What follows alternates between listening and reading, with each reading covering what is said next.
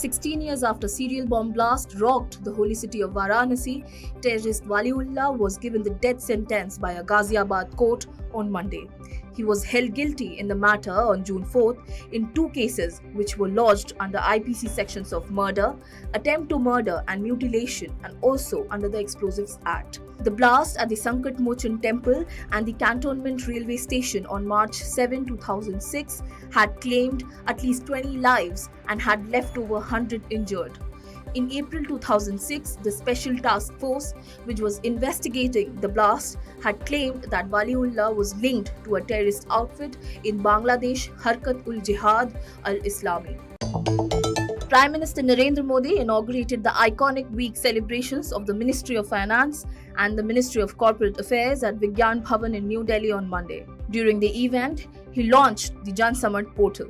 On the occasion, PM Modi also launched a special series of coins of Rupee 1, Rupees 2, 5, 10 and 20 denominations that are also visually impaired friendly. Speaking on the occasion, he said, India is moving ahead with the approach of people-centric governance.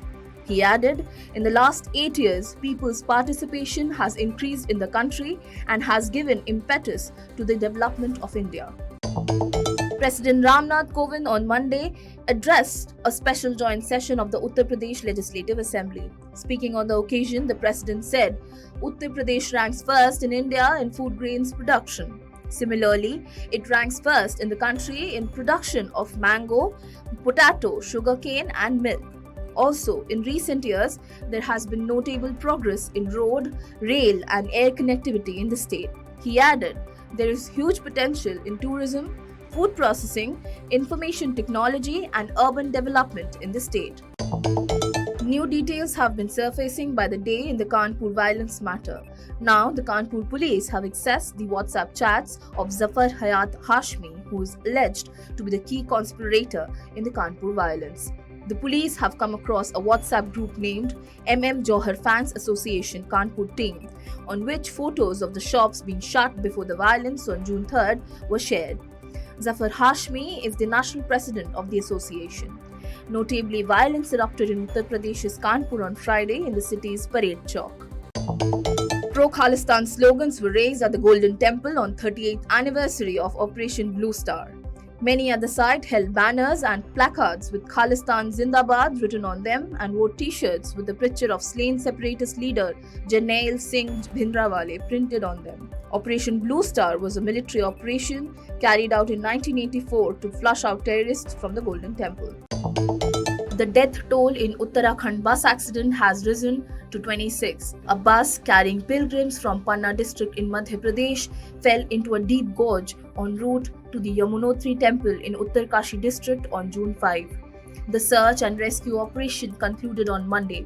Meanwhile, MP Chief Minister Shivraj Singh Chauhan has said that the bodies of pilgrims will be brought to Madhya Pradesh in an Indian Air Force aircraft. The MP-CM also announced Rs 5 lakh to the next of kin of each of the deceased and Rs 50,000 to the injured persons. BJP National President JP Nadda, on a visit to Andhra Pradesh's Vijayawada, participated in booth to state-level committee meetings.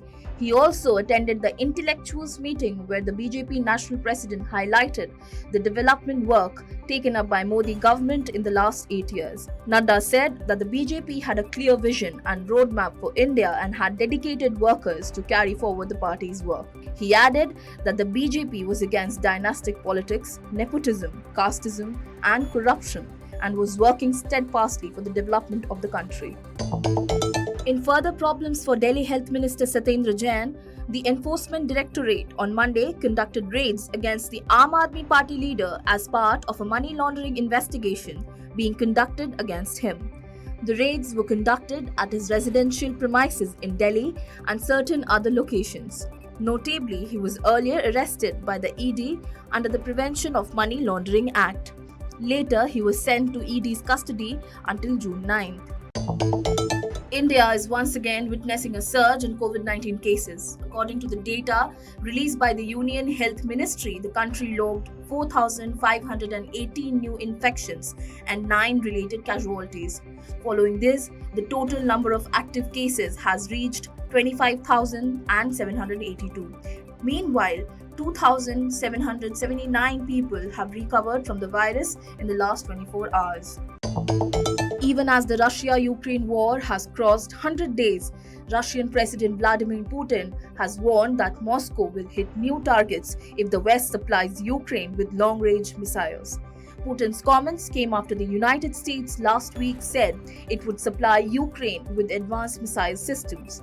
Meanwhile, Russia struck Ukraine's capital Kyiv with missiles, even as Ukrainian President Volodymyr Zelensky met troops on the front line in Donbas as heavy fighting raged in the eastern industrial region.